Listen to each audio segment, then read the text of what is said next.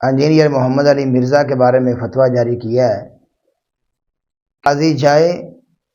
اور اسے قتل کر دے اور میں اسے 5 لاکھ روپیہ انعام دوں گا، تو علماء اس بات کے ساتھ بالکل بھی اتفاق نہیں کرتے۔ تو اس طرح کی باتیں بالکل بھی مناسب نہیں ہیں، کسی بھی انسان کو اس طرح کا فتویٰ نہیں دینا چاہیے،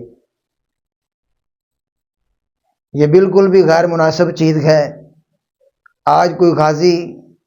انجینئر محمد علی کو قتل کرے گا اور کل دوسرا غازی کسی دوسرے مولوی کو قتل کرے گا۔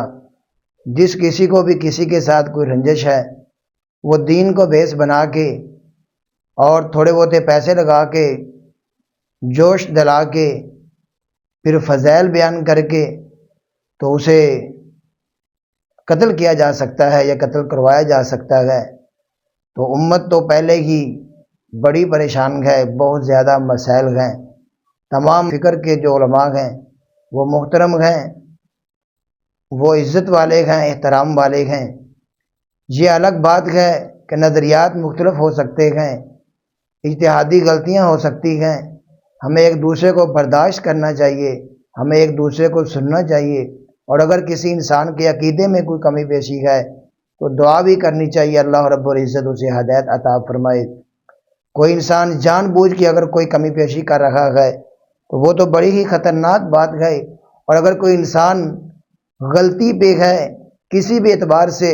وہ بذات خود تو اب خلوص نیت کے ساتھ صحیح کام کرنا چاہتا ہے، لیکن اس سے غلطی ہوتی ہے تو اللہ رب العالمین اس کی صحیح رہنمائی فرمائے اور اس کو دین پہ چلنے کی توفیق عطا فرمائے۔ تو علماء کو احتیاط برتنی چاہیے، اس طرح کے فتوے کسی طرح بھی مناسب نہیں ہیں۔ امت پہلے ہی بہت بڑے بڑے ہیرے کھو چکی ہے۔ علامہ احسان اللہ ظہیر کتنے بڑے ہیرے تھے امت کے لیے، اسی جوشیلے پن کی وجہ سے کسی مولوی صاحب نے کسی غازی کو بھڑکایا اور پھر اس غازی نے یہ تماشا کیا اور علامہ احسان اللہ ظہیر ہیرے اس دنیا فانی کو چھوڑ کے چلے گئے۔ اور اسی طرح حبیب الرحمن یزدانی ایک بہت بڑے نامور خطیب اسی حادثے میں وہ بھی شہید ہو گئے، اور اسی طرح امت کے ایک اور عالم دین حق نواز جھنگوی ایک بہت بڑا نام گئے، وہ بھی اسی طرح ہی کسی جوشیلے پن کا شکار ہو گئے۔ تو خدا را ایسی باتوں سے پرہیز کریں، اس طرح کی چیزوں سے احتیاط برتیں، کبھی بھی کسی کو کسی کا نام لے کے اس طرح فتویٰ جاری نہیں کرنا چاہیے۔ ہاں، اگر آپ آج کسی کے بارے میں کریں گے تو کل میں بھی کیا جا سکتا ہے، کل آپ کے سر کی قیمت بھی لگائی جا سکتی ہے، یہ کوئی مشکل کام نہیں ہے۔ تو حکومت سے بھی اپیل ہے